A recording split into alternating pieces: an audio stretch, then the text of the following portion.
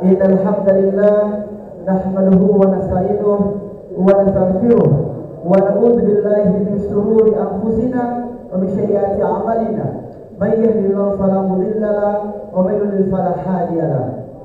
Ashhadu an la ilaha illallah wahdahu la syarika lahu wa ashhadu anna Muhammadan abduhu wa rasuluh, amma ba'du.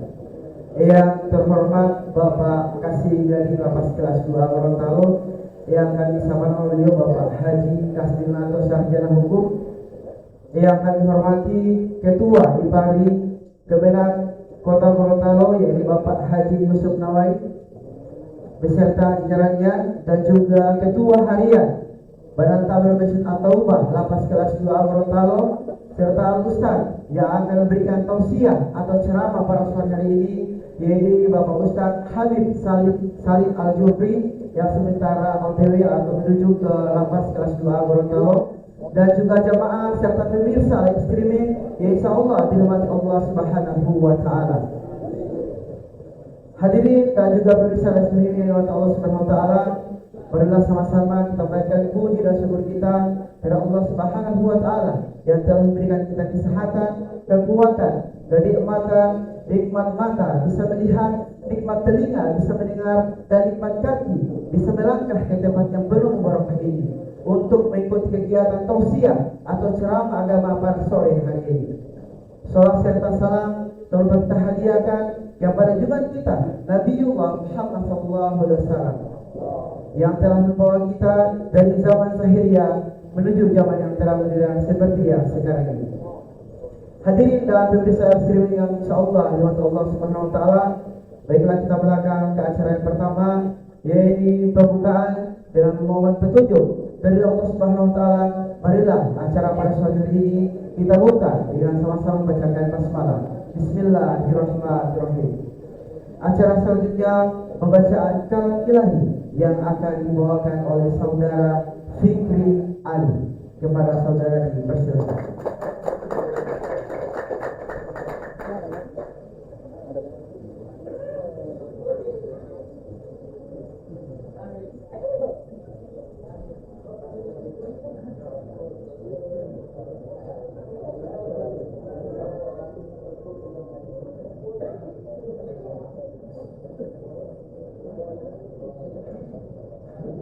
Assalamualaikum warahmatullahi wabarakatuh.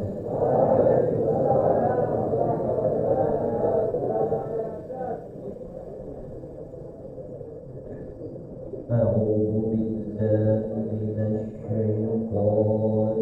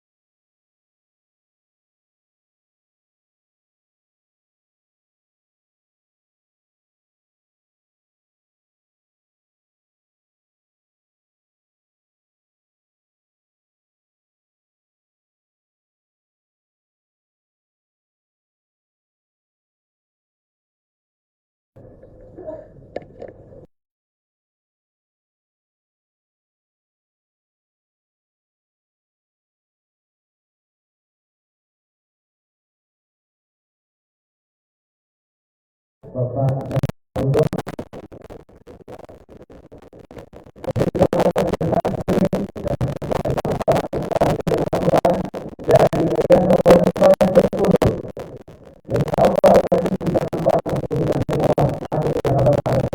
terima kasih banyak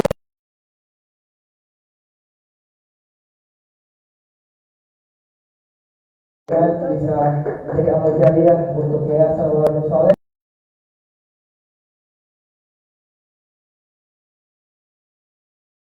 Amin ya Allah. Hadirin mati Allah Subhanahu wa taala, marilah kita lanjut pada acara selanjutnya, yaitu sambutan dan arahan oleh Bapak Pembina.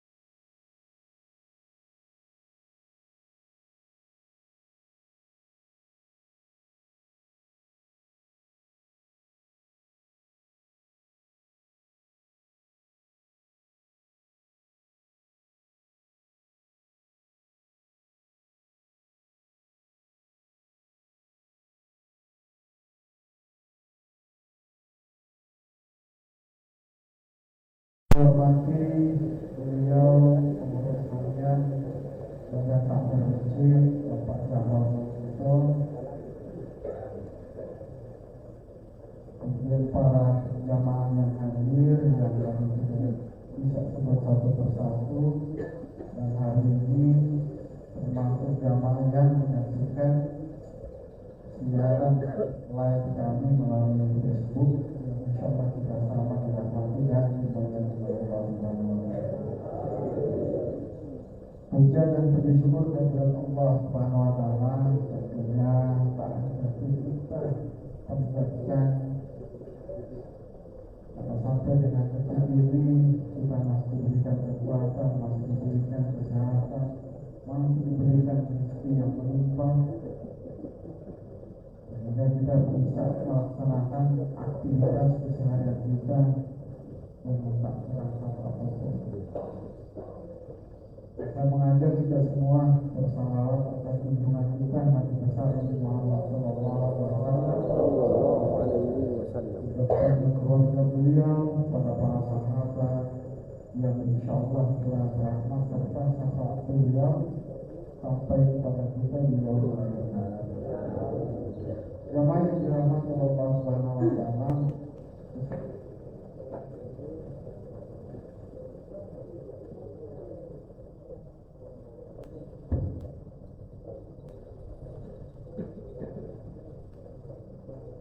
baik, jamaah yang dirahmati Allah Subhanahu wa taala, seperti yang penyampaian tadi bahwa kita telah mendapatkan bantuan, telah mendapatkan donasi sumbangan atau bentuk apapun itu ya, berupa 100 eksemplar Al-Quran. Ya, saya lihat di sini masih juga kita diwakaf ya, Al-Quran wakaf dan tulisannya. Jadi dari Yayasan Waladun Soleh Bengkulu, Jodoh dari Bengkulu, nanti kita. Jadi yayasan ini juga bekerja sama dengan PT Sawit Jaya Barokah. Jadi ada keterlibatan dari PT Sawit yang mungkin di Gorontalo saya tidak tahu di Sawit jadi kan beberapa tahun lalu ketika saya bolak-balik ke Kuala sedang dalam proses perawatan. Kemudian juga dari Aisyah jadi ini kerjasama ya kerjasama Ramadan, kemudian membuat wakaf Al-Quran. Baik, namanya dirahmati Allah Subhanahu wa Ta'ala. Tentunya kita berterima kasih ya kepada yayasan tersebut, terutama dalam proses pembelajaran ataupun pendidikan kita di pondok pesantren Lapas Gorontalo. Nah ini juga tidak terlepas dari para penyuluh kita ya, yang memberikan fasilitas atau memfasilitasi sehingga kita bisa berkomunikasi dengan pihak yayasan. Nah ini peran serta dari penyuluh dan di bawah penanggung Pak ini luar biasa ya. Kita terus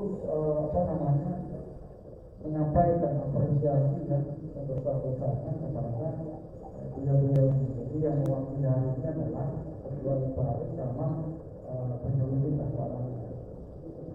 Nah kalau di tahun sebelumnya juga melalui penyuluh ya Pak Yunus mengantarkan kita berupa akan kamus ya kamus bahasa Arab tebal juga ya.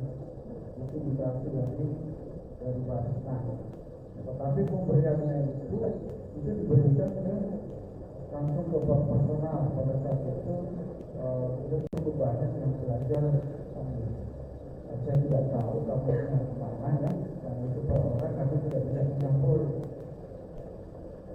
Namun kalau saya berpikir secara ini memang harus disimpan dengan baik. Nah, itu amanah karena dari dana dari Basna itu adalah amanah dari yang dikumpul dari masyarakat yang juga menyerahkan zakat ke Basna, entah itu zakat mal yang namanya atau sedekah infak yang yang diolah sesuai dengan kebutuhan yang dimintakan oleh masyarakat itu sendiri. Itu beliau orang kafir tahunya kita nggak ada. Itu benar. Nah, jamaah yang dirahmati Allah Subhanahu wa Ta'ala, kita akan menunggu Pak Ustaz. Jadi peran daripada penyuluh agama Islam dengan Kota Gorontalo ini sangat sentralistik ya dalam proses pembinaan di lembaga-lembaga yang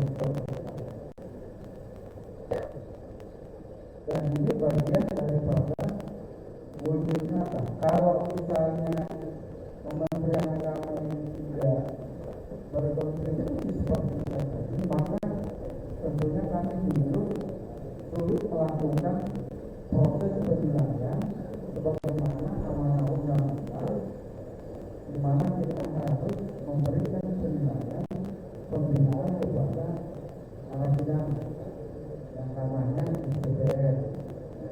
Jadi penilaian pembinaan narapidana yang di situ ada poin-poin yang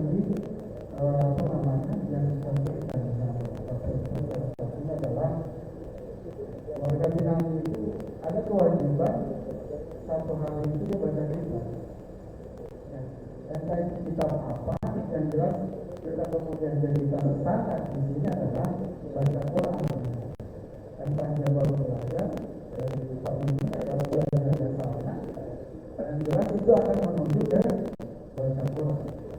Entah itu yang belajar Iqra, yang jelas itu akan menuju ke baca Quran. Nah, itu dasar-dasar yang belajar. Ini nomor 9 malu dengan yang lain. Nah, tidak ada kata terlambat di dalam proses belajar. Tidak usah juga ibadah. Jadi masing-masing itu ada kewajiban untuk melaksanakan sholat lima. Ya. Kan kemarin ada yang bilang seperti itu, kita masalah agama, masalah masing-masing, masalah persoalan surga, gitu kan?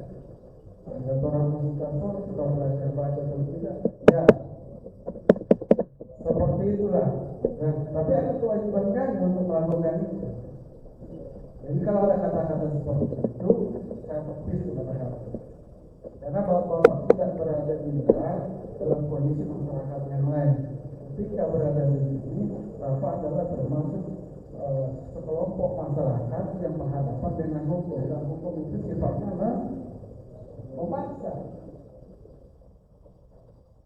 Harus dipaksa. Tidak boleh gitu. Dia kalau kayak begini Pak, enggak.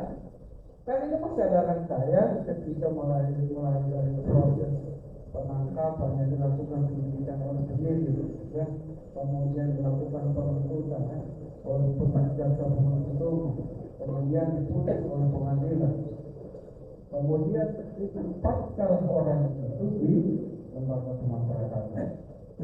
Dari penempatan awal di rutan, karena Gorontalo tidak ada rutan, maka lapas penjual Gorontalo itu merangkap rutan.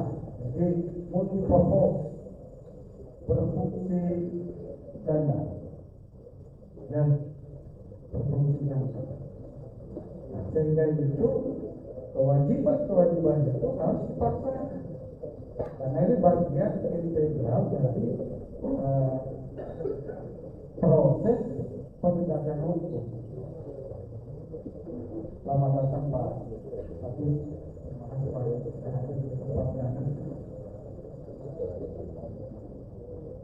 Mari silakan dulu. Nah, jadi seperti itu Bapak-bapak sekalian. Jadi tidak ada yang bilang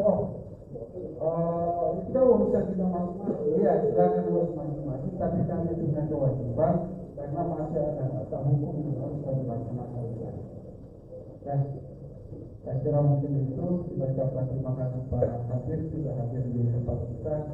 Memang kami sayang Pak Abdul Somad beliau yang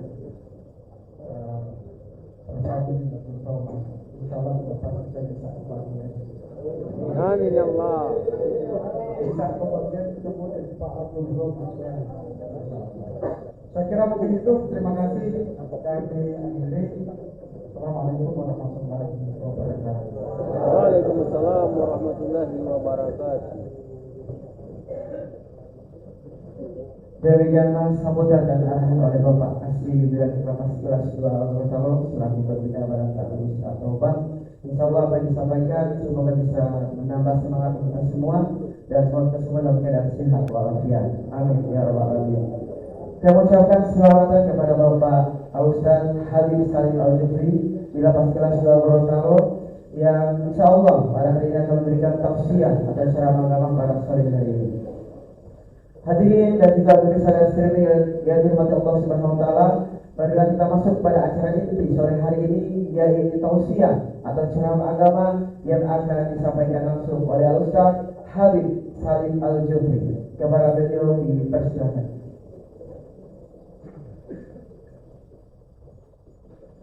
Bismillahirrahmanirrahim. Assalamualaikum warahmatullahi wabarakatuh.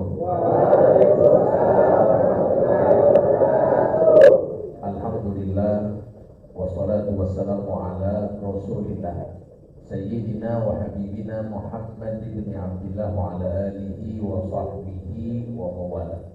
Allahumma salli wa sallim wa barik ala Sayyidina Muhammad wa ala alihi wa sahbihi wa sallim tasliman katsira wa ba'du. Kami hormati para kepala yang hadir, banyak kepala-kepala saya juga tahu namanya Pak Kasdi dan lain-lain teman-teman. Terima kasih banyak. Saya sudah sekian kalinya hadir. Para pengurus yang sering menghubungi kami, semuanya yang hadir tidak bisa kami sebutkan satu persatu, insya Allah.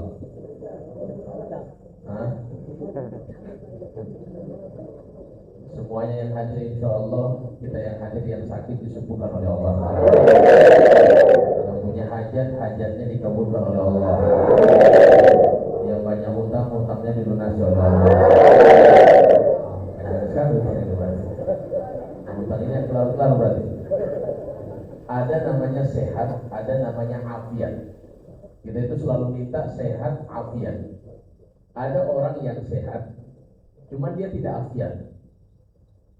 Tapi ada yang afiat, walaupun dia nggak sehat. Bagaimana itu maksudnya?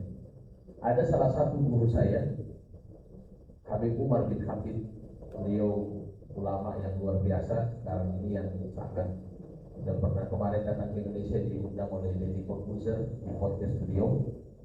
Itu beliau jumpa dengan gurunya, namanya Habib Ibrahim bin Agil bin Yahya. Jadi waktu jumpa, guru saya ini jumpa dengan gurunya waktu dalam kondisi sakit. Jadi kondisi sakit masih mengajar ilmu. Jadi sudah terbaring di tempat tidur, masih sempat ngajar.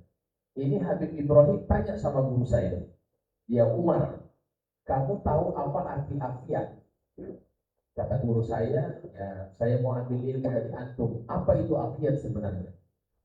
Kata beliau, afiat itu as-salamatu minal i'tiradi 'ala Allah. Afiat itu hati yang tidak mengeluh semua takdir yang datang dari Tuhan. Itu afiat. Tidak pernah mengeluh. Tidak pernah, hatinya tidak menerima ketetapan Tuhan. Yang terjadi, dia terima. Ini namanya afiat. Jadi kata beliau, hakikatnya saya ini yang sedang sakit sekarang, saya tidak dapat sehat, tapi saya terima sakit saya ini. Saya tidak mengeluh dengan sakit saya. Hakikatnya saya tidak sehat, tapi saya afiat. Karena saya tidak mengeluh. Banyak di luar sana orang yang sehat, tapi tidak afiat. Dia sehat secara jasmani, dia sehat secara apapun yang dia dapatkan, tapi subhanallah hatinya selalu mengeluh dengan kehidupan. Hatinya selalu mengeluh dengan takdir. Hakikatnya di sini, dia ini walaupun sehat tapi tidak afiat. Jadi kita minta kepada Allah, mudah-mudahan kita semua sehat, afiat. Amin ya rabbal alamin. Kita inginkan. Sehingga alhamdulillah pada sore hari ini saya senang sekali bisa datang kembali melihat, masya Allah, wajah-wajah yang penuh cahaya. Cahaya semua. Karena semuanya di sini yang datang di sini, masya Allah, semuanya sudah niat tobat kepada Allah Subhanahu Wa Taala. Tobat atau belum? Tobat dan nasuha. Semuanya kita niat tobat. Tadi Pak Kastin bilang, saya kemarin sama Ustadz Abdul Somad, iya betul. Kemarinnya alhamdulillah beliau bersama kami. Pak Kastin bilang insya Allah kalau tidak ada halangan tahun depan insya Allah Ustadz Abdul Somad saya bawa ke sini insya Allah. Amin ya Allah. Insya Allah beliau tahun depan kesini lagi karena memang alhamdulillah sudah dekat dengan kami. Insya Allah salah satu jadwalnya insya Allah bisa kesini, ya, bisa datang biar silaturahmi kepada teman-teman yang ada di Lapas. Yang penting semuanya gembira atau tidak di bawah. Amin. Gembira. Insya Allah saya bisa bawa. Insya Allah. Amin. Insya Allah makasih. Insya Allah. Aman insya Allah. Kami bawa insya Allah. Karena semua jadwal di sini alhamdulillah kami yang semua insya Allah bisa dapat jadwal salah satu yang sama. Baik, Bapak Ibu jamaah sekalian yang dimuliakan oleh Allah Ta'ala, ada satu ulama namanya Imam Muhammad Mawardi. Beliau bilang begini, Inna Allah Azza wa Jalla akhfa salatatan fi salatati. Allah itu menyembunyikan 3 perkara di dalam 3 perkara. Kita tasawuf, cerita ilmu batin itu semuanya. Allah itu menyembunyikan 3 perkara di dalam 3 perkara. Nomor 1, Allah Ta'ala akhfa ridhahu fit ta'at. Allah menyembunyikan ridhonya di dalam ketaatan. Allah menyembunyikan ridhonya dalam ketaatan. Sehingga kata para ulama, kalau poin nomor 1 ini, jangan pernah kita meremehkan, menganggap remeh amalan apapun. Kita tidak tahu ridho Allah di mana. Bisa jadi ridho Allah ketika kita sujud. Bisa jadi ridho Allah ketika kita senyum kepada saudara muslim. Sehingga Nabi bilang, la tahqiranna minal ma'rufi syai'an walau an talqa akhawka biwajhin talib. Jangan kalian merendahkan, meremehkan kebaikan sekecil apapun, walaupun kalian hanya senyum kepada saudara muslim. Senyum kepada saudara muslim, jangan diremehkan itu kebaikan. Bisa jadi ridho Allah di situ. Teman-teman mungkin pernah dengar, ada seorang wanita pelacur. Pernah dengar ya? Seorang wanita pelacur meminumkan anjing yang sedang kehausan. Diambil pakai apa? Pakai sepatunya. Dia tidak bikin tahajud. Dia tidak hatam Al-Quran. Tapi dia cuma bantu anjing yang sedang kehausan. Bukan manusia. Dia ambil, dia minumkan ini anjing. Apa yang terjadi? Dosanya si perempuan diampuni oleh Allah. Dan dimasukkan ke dalam surga. Allah. Kita nggak tahu kebaikan mana yang Allah ridho kepada kita. Sehingga kata para ulama, jangan pernah remehkan. Bisa jadi yang kita hadiri sekarang di pengajian, mungkin berat hati. Sudah cuma bagi lagi, aku sudah dapat pahala ini. Bisa jadi Allah ridho di sini pahala.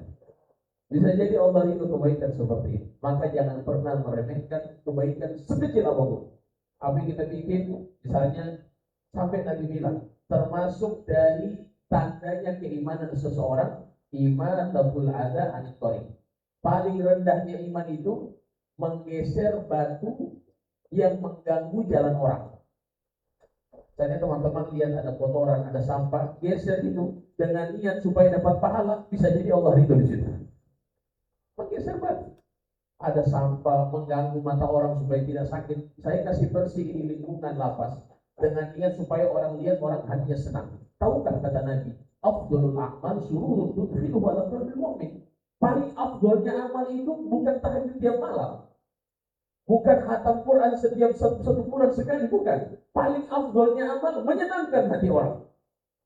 Paling afdhalnya amal menyenangkan hati orang. Mengembirakan hati orang. Termasuk kebersihan mengembirakan hati orang. Orang lihat jadi tenang, orang lihat jadi senang. Ini termasuk amalan yang paling afdal kata Nabi Muhammad SAW. Maka oleh sebab itu yang pertama ini kita harus jaga. Jangan pernah meremehkan kebaikan sekecil apapun. Yang kedua, Allah Azza wa Jalla akhfa sakhatahu fil ma'asi. Allah itu menyembunyikan kemurkaannya di dalam kemaksiatan. Allah sembunyikan kemurkaannya di dalam kemaksiatan. Maka jangan remehkan kemaksiatan sekecil apapun. Tidak apa-apa, bukan lota kan tidak berzina, bukan lota. Tidak apa-apa, bukan lota kan tidak pencuri. Tidak apa-apa, bukan lota kan tidak melakukan yang besar dosanya. Hati-hati. Dosa kecil bisa jadi di situ murkanya Allah. Jangan pernah remehkan dosa sekecil apapun. Nah, sehingga kebaikan-kebaikan jangan kita remehkan. Yang kedua, dosa-dosa jangan kita remehkan, bisa jadi kemurkaan Allah di dalamnya. Nomor 3, apa kata Imam Muhammad Mawardi? Nomor 3 adalah Anallaha akhfa awliya'ahu fi khalqihi. Allah menyembunyikan para kekasih-kekasihnya di tengah-tengah manusia. Kita sekarang berkumpul teman-teman, kita tidak tahu. Jadi jangan pernah, saya bilang demi Allah saya tidak merasa mulia di tempat ini. Demi Allah saya tidak merasa mulia di tempat ini. Bisa jadi kita yang hadir di tempat ini ada satu orang yang mungkin duduk di pojok sana, duduk di tengah-tengah kita di sini, hatinya bersih kepada Allah, hatinya mulia di sisi Allah. Kita tidak tahu. Jadi bukan pakaian, saya datang pakai jubah saya yang ceramah, belum tentu. Bisa jadi hati teman-teman yang lebih bersih, bisa jadi amalnya teman-teman lebih luar biasa. Sehingga Imam Al-Ghazali itu membicarakan tentang bagaimana orang tobat itu lahir sekali. Kita tidak tahu. Misalnya kata beliau, kalau seandainya saya lihat malam hari ini orang sedang minum minuman keras, besok pagi saya lihat dia kembali, saya merasa ini orang lebih mulia dari saya. Dia orang lebih mulia dari saya. Ada salah seorang ulama namanya Al-Imam Abu Bakar Al-Adham. Beliau itu punya ayah namanya Imam Abdullah. Dia itu sebelum mengajar, dia bilang sama dia punya abah, saya mau mengajar, saya mau berdakwah. Kata abahnya, kamu sebelum berdakwah, kamu harus cari dulu manusia, makhluk ciptaan Tuhan yang lebih rendah dari kamu. Cari. Yang lebih rendah dari kamu cari dulu. Pergi nih Imam Abu Bakar. Ketika dia pergi, dia lihat orang yang minum minuman keras. Dia bilang kayaknya ini lebih rendah dari saya. Pemalu begini berarti rendahnya. Dia sudah lihat dengan pandangan kerendahan, tiba-tiba dia berpikir, oh tidak, bisa jadi habis ini dia tobat, dosanya diampuni sama Allah, dia menjadi kekasih Allah, saya lebih rendah dari dia. Dosanya diampuni, saya masih ada dosa, dia sudah tobat, setelah itu bisa jadi. Oh tidak, ini lebih mulia dari saya. Akhirnya dia cari, dia dapat perempuan pelacur, kita mau ini kayak, oh tidak, bisa jadi dia tobat. Terakhir apa teman-teman? Dia dapati anjing bangkai. Ini bangkai anjing. Sudah bangkai dilihat anjing, najis, bangkai, oh sudah ini yang paling rendah dari saya. Mau apa lagi kira-kira? Sudah kan? Oke. Dia kembali kepada ayahnya. Ketika di jalan, dia berpikir, oh tidak, anjing tadi itu, dia kalau di padang mahsyar akan menjadi debu.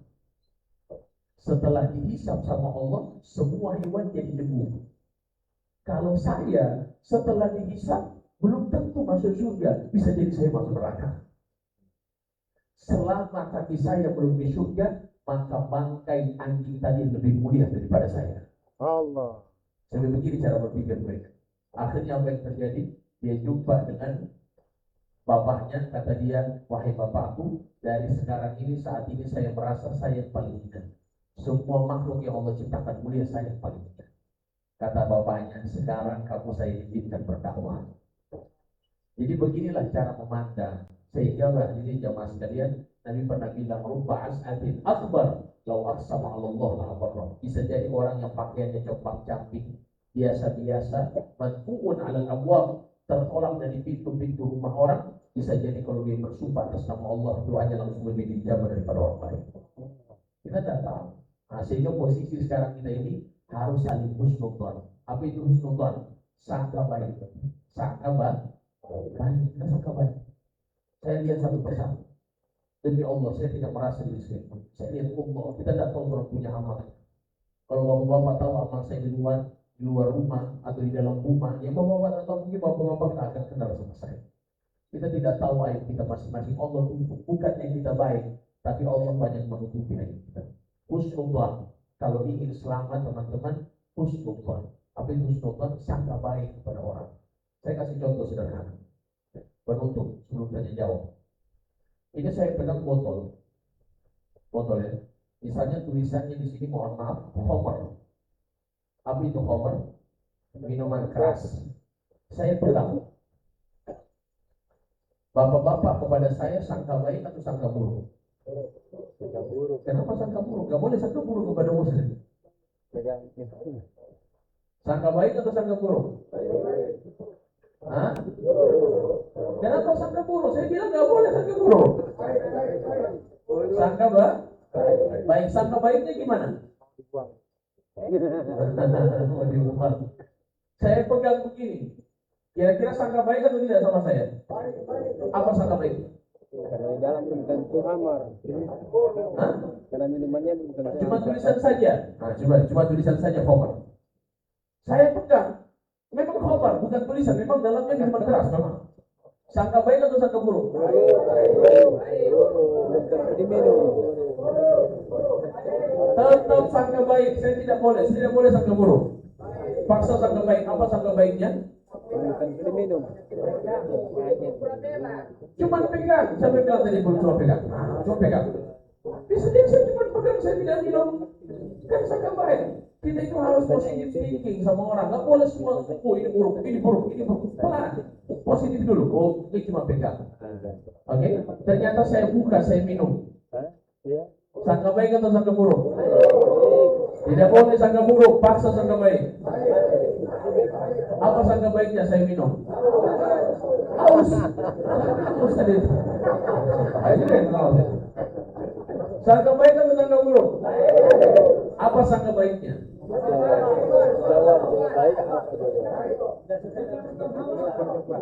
Bisa jadi bukan khamr, air putih. Ternyata khamr, tetap saya minum.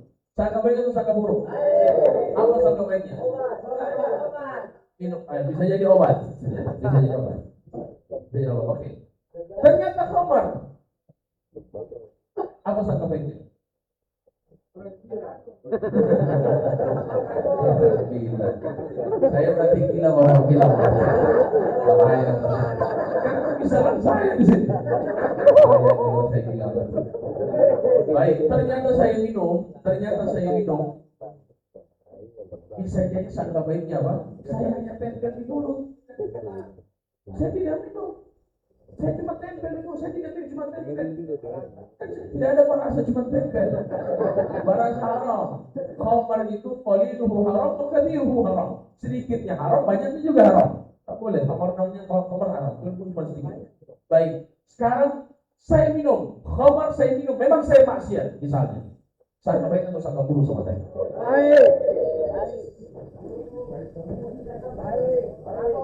Bedakan benci kepada maksiat dan sangka baik. Bedakan benci kepada maksiat dan sangka buruk, beda. Kalau sangka baik, benci kepada maksiat harus. Saya lihat orang minum khamar, saya harus benci perbuatannya. Oke? Orangnya nggak boleh saya benci. Orangnya nggak boleh. Islam nggak pernah ajarin seperti itu. Kalau ada ustaz-ustaz model-model membenci orang yang meminum, ini ustaz pemuluh bin Bahlul model. Nggak boleh benci.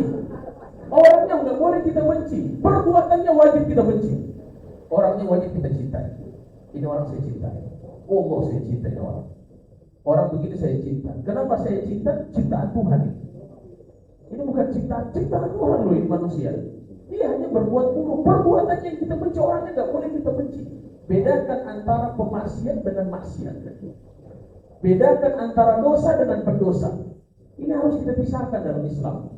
Sekarang orang yang sedang minum khamar, minum minuman keras, saya tetap sangka baik kepada dia, tapi saya benci perbuatannya. Perbuatannya saya benci karena minum minuman keras, tapi orangnya tetap saya sangka baik. Kenapa? Sangka baiknya di mana dong Ustaz? Kan ini saya sudah lihat dia bermaksiat Ustaz. Sangka baiknya selama imannya masih ada di dalam hati, masih ada kesempatan dia tobat kembali kepada Allah Ta'ala. Sangka baik. Ini kadang-kadang jarang dipahami. Justru itu dalam Islam gak ada sangka buruk kan? Dalam Islam sangka buruk haram bagaimanapun kondisinya. Tetap haram. Benci kepada maksiat oke, tapi husnudzon tetap harus wajib. Sangka baik kepada orang lain. Tapi kalau waspada wajib. Apa itu waspada dengan sangka baik? Bedanya beda. Kalau sangka buruk dengan waspada beda. Misalnya ada orang, ini dia mau pinjam doi tiap hari. Tiap hari dan tiap bulan. Kayaknya banyak juga kasus pinjam doi. Pinjam doi, saya waspada dong. Saya tetap ini orang, saya anggap ini orang baik, cuma kalau mampu, saya waspada, saya khawatir nanti kalau saya pinjamkan uang, nanti akan ada sesuatu yang tidak waspada. Waspada dibolehkan, waspadalah, waspada. Nah, insya Allah itu kita bisa bawa dalam diri kita. Pertama tadi, jangan pernah rendahkan kebaikan sekecil apapun. Selama di lapas ini kalau bisa bikin apa baik kita bisa bikin. Bisa jadi di situ ridho Allah. Yang kedua, jangan pernah remehkan keburukan sekecil apapun. Bisa jadi di situ kemurkaan Allah marah kepada kita. Dan yang ketiga, jangan pernah rendahkan manusia siapapun. Bisa jadi dia adalah kekasihnya Allah Subhanahu wa Ta'ala. Maka insya Allah mudah-mudahan apa yang saya sampaikan bermanfaat. Silakan yang ingin bertanya, kami buka tanya jawab. Allahu a'lam. Turun.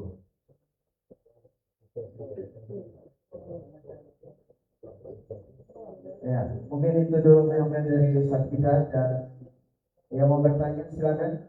Ada 3 pertanyaan yang dibuka untuk sore hari ini, dan mungkin langsung maju ke depan yang mau bertanya silakan. Ya, silakan. Mungkin ada Aliansa berikan pertanyaan, silakan.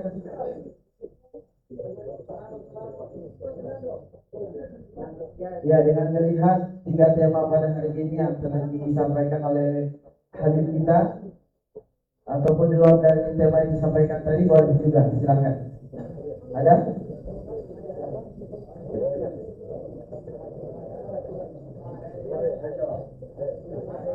Mungkin Ustaz, dari saya selaku MC Ustaz, ya ini luar dari lingkup dari apa pembahasan tadi. Yang mau saya tanyakan, bagaimana dengan seseorang yang menikahi seorang janda, dengan bonusnya 2 anak Ustaz.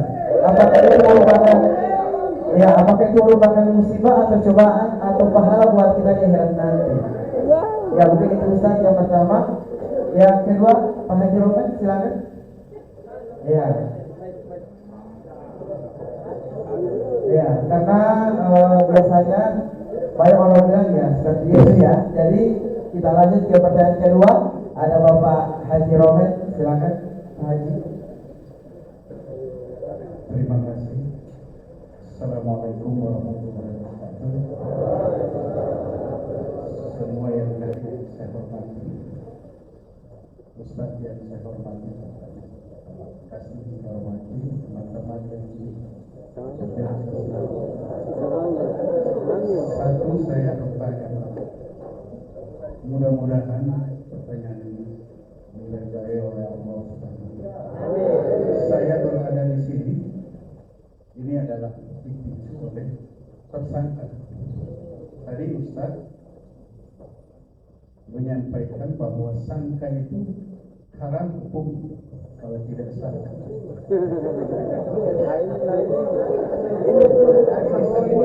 Semua yang ada di sini bukan cuma saya. Semua yang ada di sini disangka buruk. Apakah ini? Siapa yang menjadi dosa di sini? Apakah kita berada di sini ada yang Terima kasih.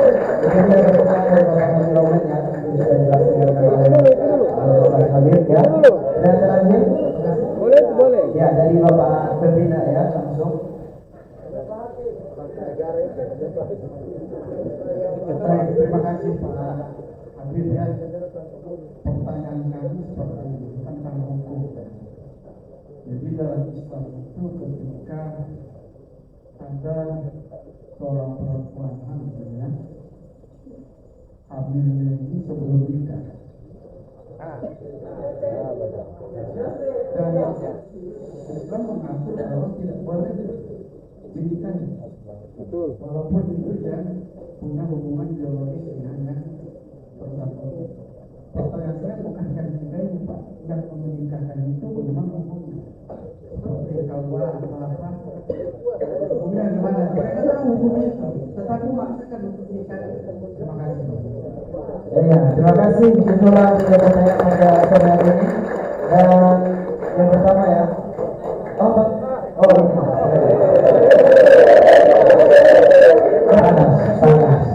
Baik, terima kasih. Pertama, hukum kali ini sudah bulan Desember, mengucapkan selamat Natal ke teman-teman kita yang bersama Kristian. Itu yang pertama. Karena tidak usah dibahas. Kita ini nasional. Oh ya, siapa? Yang pertama, ya, yang berikut Habib kan tadi menyampaikan, insya Allah tahun depan menetapkan Ustaz Samad. Ustaz Abdul Somad. Nah itu kira-kira bulan apa? Dan apa-apa yang perlu kita siapkan. Apa sebetulnya? Persiapan itu. Ya, silakan Ustaz. Ya, baik. Baiklah. Saya izin dulu tidak apa-apa Pak. Jangan saya. Saya izin dulu untuk menjawab pertanyaan. Yang pertama, mengenai masalah apa namanya? Nikah janda. Ya. Anak tua. Masih muda atau tua? Ya, masih muda atau sudah tua? Oh, sudah tua. Muda. Ya. Jadi hukum menikah janda gitu. Ya hukumnya boleh, tidak ada masalah. Hukumnya boleh-boleh saja. Ada orang ingin menikah janda, anak tua. Dapat pahala atau tidak tergantung niat. Kalau niatnya ingin menolong, misalnya, niatnya saya ingin membantu janda itu. Saya juga mungkin tertarik sama dia, tapi saya insya Allah niatnya untuk menjaga diri saya, maka saya menikah. Kemudian saya ingin merawat dua anaknya misalnya, maka bisa dapat pahala. Innamal a'mal binniyat, semua tergantung niat. Jadi kalau misalnya kita nikah dengan si perempuan ini dengan niat cuma coba-coba saja, nah ini jadi buruk nanti. Jadi dosa, maka pernikahannya bisa jadi dosa. Kita nikah Oh nanti habis nikah 1 bulan, 3 bulan saya suruh cerai atau tidak suka lagi sama dia. Nah ini hukumnya nggak boleh. Kalau memang mau nikah, niatnya bagus, niatnya baik, maka dapat pahala seperti itu. Yang kedua, mengenai masalah sangka. Beda ya. Kalau memang perbuatannya, ini kan kita ini dalam Islam pun seperti itu. Ketika ada orang melakukan kesalahan, perbuatannya yang salah itu, perbuatan yang salah harus dikasih hukuman untuk jadi efek jerah. Itu dalam Islam ada. Misalnya orang minum khamar, itu hukum dalam Islam bagaimana? Dicambuk. Berzina, itu ada hukumnya. Merampok, itu ada hukumnya. Alhamdulillah kita orang merampok, kalau mau cari hukum Islam punya, merampok langsung dipotong tangan. Mau begitu kan? Mau atau tidak? Mau potong tangan? Mau. Alhamdulillah Islam tidak terlalu. Alhamdulillah hukum di Indonesia masih ringan. Sehingga kadang-kadang saya juga, mohon maaf, saya kadang-kadang tidak setuju. Orang-orang yang kalau misalnya mencuri langsung dianggap main hakim sendiri sampai mati, itu ada. Ini lebih kejam dari ini, dari hukum Islam. Kita hukum negara pun sudah membuat ini hukum negara. Kalau bikin misalnya kesalahan mencuri, dimasukkan ke dalam penjara. Bikin supaya efek jerahnya ada, supaya keluar insya Allah jadi baik. Jadi itu bukan berarti sangka buruk, tidak. Dia lihat dulu bahwa ini orang bersalah. Ketika bersalah, perbuatannya salah, maka setelah itu dihukum, ini orang tersangka. Sudah selesai seperti itu. Jadi itu insya Allah yang bisa saya pahami, yang saya tangkap dari pertanyaan. Nah, kemudian yang berikutnya, bedanya lagi begini. Misalnya tidak salah, tapi dibikin salah. Nah itu baru masalah. Tidak salah, baru dibikin supaya jadi salah. Itu tidak betul. Itu oke lah, di dunia dia bisa selamat. Yang menghukum kita, yang menuduh kita, dia bisa selamat. Tapi pengadilan akhirat dia tidak bisa selamat. Pengadilan akhirat dia tidak bisa selamat. Jadi yang pertama. Kemudian yang berikutnya pertanyaan mengenai masalah pernikahan. Pernikahan. Oke, pernikahan. Boleh tidak orang yang hamil menikah? Boleh dalam Islam sebenarnya Pak Kasih. Orang hamil menikah nggak ada masalah. Yang ada dari kementerian. Orang sedang hamil menikah, bisa atau tidak? Bisa. Yang menjadi permasalahan itu anak dinisbatkan ke siapa? Anaknya ini yang menjadi masalah. Yang dalam kandungan si perempuan nanti dinisbatkan kepada siapa? Gak ada istilahnya menikah ketika wanita sedang hamil itu hukumnya haram, gak sah. Sah. Dalam Islam tetap sah. Cuman yang menjadi masalah, apakah dengan dia menikah dengan si wanita itu otomatis si janin di perutnya menjadi bapaknya yang orang yang menikah ini atau tidak? Itu menjadi pertanyaan. Itu di dalam Islam. Memang kita heboh-hebohnya begitu. Heboh-hebohnya adalah tidak sah menikah wanita yang sedang hamil. Itu kan yang memang heboh masuk di media sosial. Padahal tidak. Mayoritas ulama mengatakan tidak. Ulama mengatakan bahwasannya hukumnya nikah tetap sah. Tetap sah. Cuman nisbat anaknya ini kemana? Nah, apakah langsung jadi ketika dia akad itu bapaknya langsung, walaupun itu misalnya ini bapak biologisnya misalnya, apakah langsung ternisbat? Kata para ulama belum ternisbat. Ini ulama ini kalau kita bahas panjang, dia tidak ternisbat. Jadi anaknya yang di perut tidak nisbat kepada bapaknya itu. Yang kedua, tidak bisa menikahkan kalau itu anaknya anak perempuan. Yang ketiga, tidak menerima warisan. Jadi warisan tidak bisa menerima. Jadi si anak itu tidak bisa menerima warisan dari si bapak. Nah, ada ulama-ulama yang lebih ringan, tapi ini kalau dibuka untuk nggak bisa. Kalau misalnya kita pamer, oh sudah, pokoknya nikah menikah hamil di luar nikah tetap dinisbatkan kepada bapaknya. Nanti banyak dong perzinahan. Saya termasuk yang tidak setuju ketika misalnya dari Kementerian Agama ini ada Kementerian Agama, ketika hamil di luar nikah itu bilang oh sudah tetap nanti anaknya dinisbatkan kepada si bapak yang mau bertanggung jawab istilahnya. Ini jadi liar. Akhirnya fatwa seperti ini banyak berzina di mana-mana. Ketika tidak diizinkan oleh orang tuanya menikah, akhirnya mereka tempuh jalur perzinahan. Habis sudah hamil menikah mau tidak mau, begitu. Hanya banyak perzinahan. Nah, sehingga saya tetap keras. Saya ambil pendapat ulama, pokoknya hamil di luar nikah tidak dinisbatkan kepada bapak yang menikahi si wanita itu. Tidak dinisbatkan. Yang kedua, tidak bisa menikahkan kalau itu anak perempuan. Dan yang ketiga, tidak bisa menerima warisan. Supaya wanita-wanita laki-laki tidak gampangan. Tidak langsung main supaya mau kawin, sudah jalur berzina saja dulu biar nanti mau kawin kita bunting. Allah bahaya juga itu mana begitu. Nah jadi murah nanti perzinahan di mana-mana. Nah itu yang tidak diinginkan. Alhamdulillah. Baik. Kemudian berikutnya mengenai masalah Persiapan Ustaz Somad. persiapan. Jadi masalah ucapan selamat Natal kita nasionalis sudah, nggak usah lagi dibahas-bahas. Jadi insya Allah sudah aman. Ucapan selamat Natal, tidak selamat Natal, pokoknya insya Allah saya ulama-ulama sudah bahas panjang. Di Indonesia, alhamdulillah kita ikut yang menjadi rujukan para ulama Ahlussunnah wal Jamaah. Kalau saya pribadi, bapak-bapak ini kayak Pak Kasbi, beliau kan kepala. Beliau ketika mengucapkan selamat Natal kepada orang, beliau yang ditunggu. Kalau teman-teman itu tidak ada tunggu orang mengucapkan selamat Natal. Ada yang tunggu? Tidak ada, kan? Jadi tidak perlu.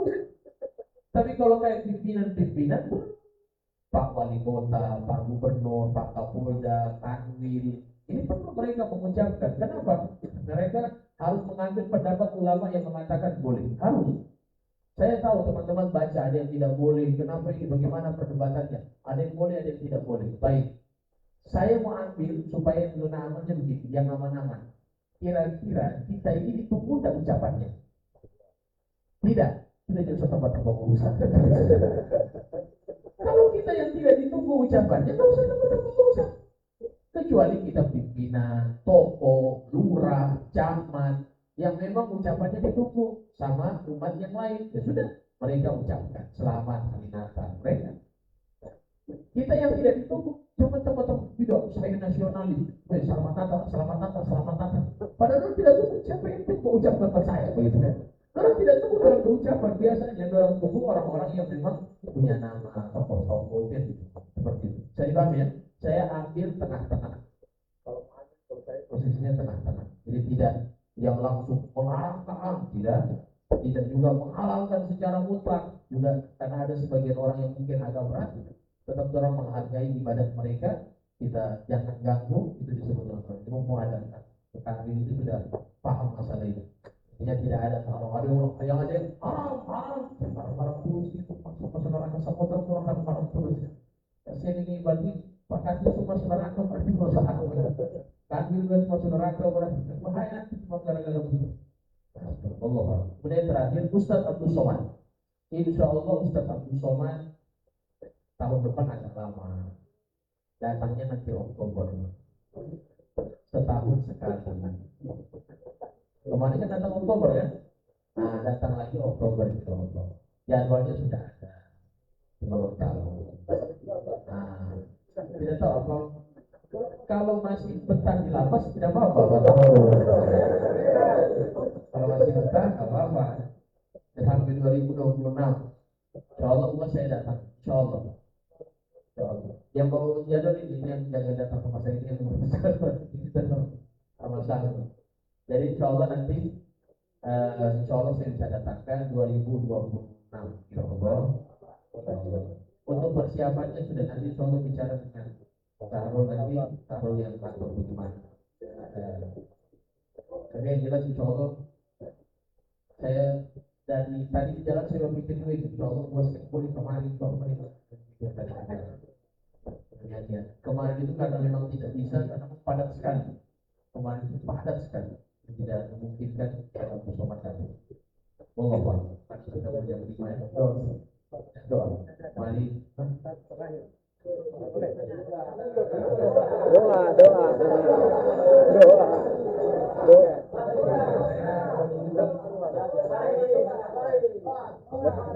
Sudah?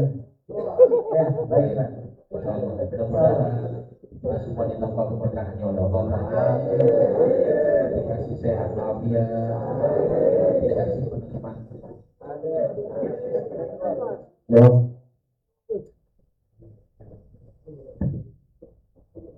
Mari sama-sama kita berdoa kepada Allah Ta'ala. Mudah-mudahan Allah ijabah doa kita, membersihkan hati kita. A'udzubillahi minasyaitonir rajim. Bismillahirrahmanirrahim. Alhamdulillahirabbil alamin. Allahumma shalli ala sayyidina Muhammad wa ala ali sayyidina Muhammad. Allahumma inna nas'aluka ridhaka wal jannah wa na'udzubika min sakhatika wan nar. Allahumma inna nas'aluka ilman nafi'an wa rizqan wasi'an wa 'amalan mutaqabbalan. Allahumma inna nas'aluka min ilmin ma sa'alaka min khairin ma sa'alaka min 'abdika wa nabiyyuk Muhammadun sallallahu alaihi wasallam. Allahumma ya Ghani ya Hamid ya Mughir ya Mu'in ya Rahim wa judna bi halalika an haramika wa bid'atika an ma'asiyatika wa fadlika amman siwa. Allahumma jal jama'ana hadha jama'an marhuma wa tafruqana min ba'di tafruqan ma'suma la tajal fina wa la minna wa la ma'ana shaqiyyan wa la mahrum bi rahmatika ya arhamar rahimin. Rabbana atina fid dunya hasanatan wa fil akhirati hasanatan wa qina adzaban nar. Sallallahu alaihi sayyidina Muhammadin wa alihi wa sahbihi wa sallam. Wa akhiru da'wana alhamdulillahi rabbil alamin. Terima kasih banyak. Mohon maaf segala kekurangan. Allahumma innakum baik. Assalamualaikum warahmatullahi wabarakatuh. Waalaikumsalam warahmatullahi wabarakatuh. Baiklah, terima kasih. Demikianlah tausiah masyarakat agama para saudara ini disampaikan oleh Ustaz Habib Salim Al-Jufri.